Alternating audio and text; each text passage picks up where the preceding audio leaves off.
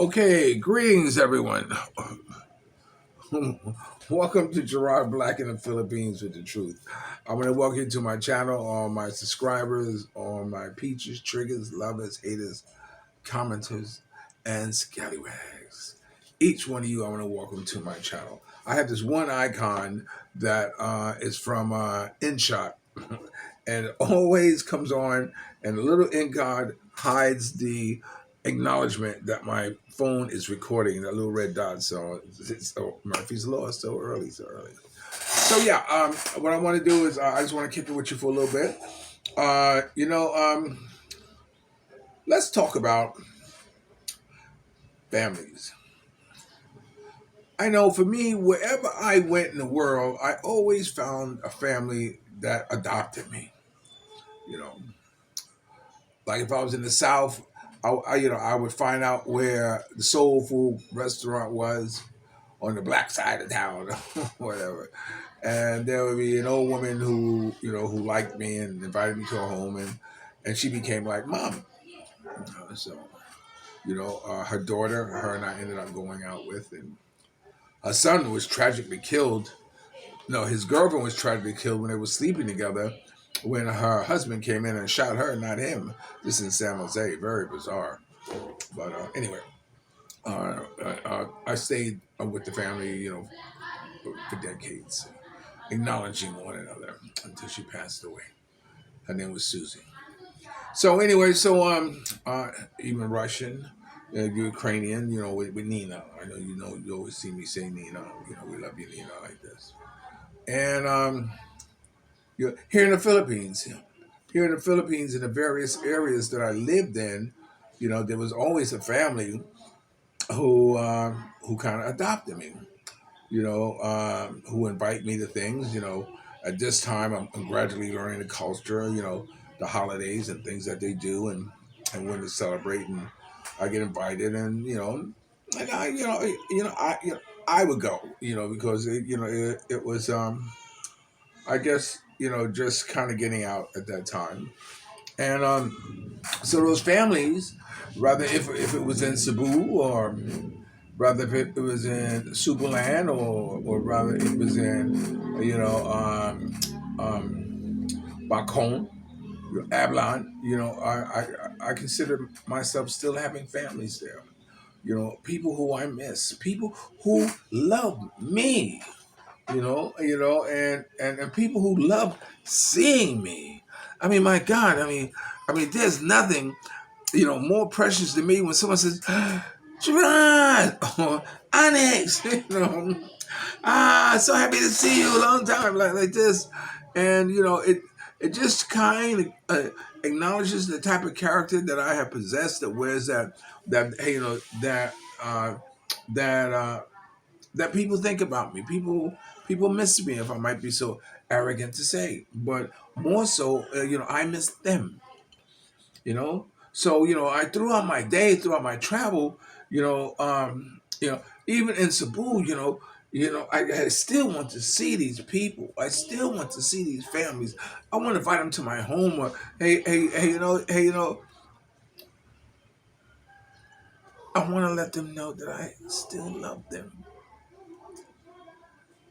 And it's important to me to let people know that having you in my life has made a difference. Even if it's just giving me one more person to love, it's made a difference. And I understand it. People don't get along. Other people don't get along with one another, and I understand it. The culture. Because this one lives on that side of the track, and this one lives on that side of the track, and they have this, this fitna, this animosity between them, or whatever. Or maybe a lot of times it's due to misunderstandings. Like for instance, I have this, hey, this one girl, this one girlfriend, always considered me as a boyfriend, and I was never a boyfriend. I never was a boyfriend. I never, but people always equate that. Oh, that's your boyfriend, that's your girlfriend, and she wasn't fast to correct them. So as a result, a lot of them had that impression. And so, although if I'm somewhere and there's other girls, I push up on them and, hey, baby, what's up? You married? You single? You got kids? What's up? What's up? What's up? And I make it clear that in my actions that I'm not with nobody. But yet and still, it's just the mere thought that you have people believing that. Well, then some people believe that's hard. And although the person's denied it or whatever, it's it doesn't do any good because the damage is done. Why would you? But man, hey, I understand that too. Hey, I know what type of catch I am, but then, I know some people are happy for people who aren't normally in relationships or have relationships or have boyfriends or live their life, never being in a serious relationship or although you have kids grown, but you're just not the kind to have a boyfriend or something like that. So the fact that you did have someone who you can say is your boyfriend is a big coup for you. So but it's like when I drive around certain areas, and sometimes when I pass you know families that I know, like this one family, the mother's old. The husband just passed away. I got invited to they told me he was in the hospital. I wanted to see him, didn't. But the mother got very sick. She was in the hospital, so I did go by and see her. And people get old, man. People get old. People aren't gonna be here forever. And if I can make a difference in someone's life just by stopping by, seeing that smile on their face, or maybe giving them 500 pesos or 300, 100, whatever it is, you'll never know more than that.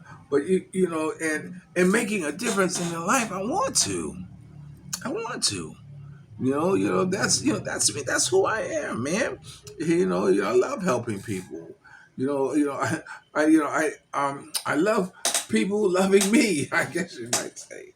So anyway, yeah. Sometimes I drive and I might pop in and see them, like this, just to say hello. And Mia may not know, but then why do I need to tell her?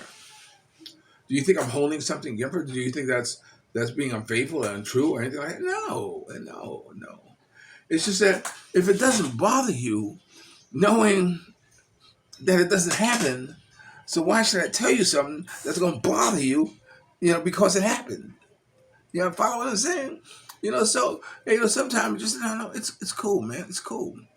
I said, hi, how are you doing? How's your life? How's your family? I miss you. Hey, like this, I miss your family. Hey, like this, and I still get invited to things, and as much as I want to go just to say hello, yeah, to the clan, I want to, you know, but anyway, so no, I don't think it's being unfaithful. And no, I think it's just my having a life that's outside of our relationship.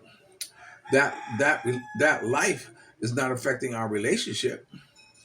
That life isn't jeopardizing our relationship. It's just like last night. I mean, this morning when me and I were laying in the bed. Yeah. So I said, come here, lay down for a minute. You always want to jump up and start, climbing trees or some shit. I said, come here, let's talk. And so I asked her. I said, is your life better today? And she said, yeah. First, like this, yeah, like this. But then I said, is there anything that could make your life better?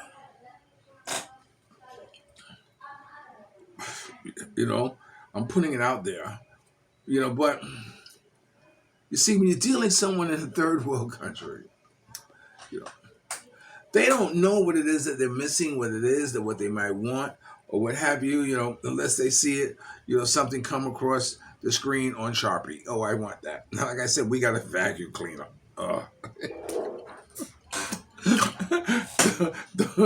Don't get me started on that. But anyway, so I asked her, is there anything that you're missing in your life? And she said no, um, I eat, we eat. I said, yeah, yeah, every day you eat, yeah. But that just kind of tells me, the type of level of mentality, hey, um, where she's at. She could have said, you ask a girl from the U.S., what can make your life better? She probably put on a whole laundry shit like Santa's wish list and go down the line with stuff. But here in the Philippines, it's not like that. It's not like that, and that's what makes you know uh, this culture so wonderful. You don't have to. Hey, I bought me a Mother's Day present. I bought a necklace like this. I told you about it, but I got a bigger smile from her when I bought her and my housekeeper one of these little small cakes shaped like a heart with a balloon on it with 4 different flavors, and gave her one and gave my housekeeper one, and she was all smiles. And I said, God, damn, I spent all this money when I could have got a little 250 peso. Hey, you know, Mother's Day, whatever we call cake or whatever it's like that, and what have you. But then I laughed to myself that I'm glad it's like that. I'm glad there's no expectations on me to have to be, or on me. Whatever expectations I have and what I need or what I want, I place on myself. You know, and and that's okay. And that's okay. Yeah, I know. I'm building up the momentum of starting back in my book because someone told me, Jordan, why don't you write a book? And I said, shit. How many I've written already? She's easy to kill. From Russia with love. I never learned to play Pac-Man. What I'm saying? Those are titles that I have, and each one would be an awesome movie, an awesome script. In fact, when I came here to the Philippines, that's what I wanted to do. I wanted to write a book, a movie script, and play drums on the beach and tell Hollywood stories to Filipino girls. That's what I wanted to do. So anyway, this Sunday, if knock on wood, if everything works all right, we'll be going to on a boat with my neighbor who came by on Mother's Day. So he invited us on the boat. So maybe we take you along with me on that.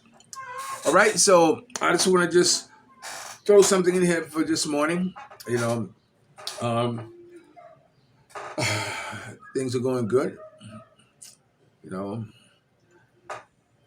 I can't beat this Filipino life, baby. Lifestyle, baby. Nor do I want to. So thank you for watching Gerard Black in the Philippines with the truth. Remember, dreams are nothing more than plans awaiting action. These chairs, right? This is the fourth one. Our dreams are nothing more than plans awaiting action. Never disrespect the other, always pull someone up. And sometimes you're the only one to see your vision. And the best revenge in life is to live good. I'm living good today. I hope you are too. And if you're lucky enough to have a woman like Ollie Woodson formerly singing the Temptation One song, treat her like a lady. And ladies, if you're lucky enough to have a good man like me, make him feel like a king. And never say no. I'll always love you more. I'll talk to you later.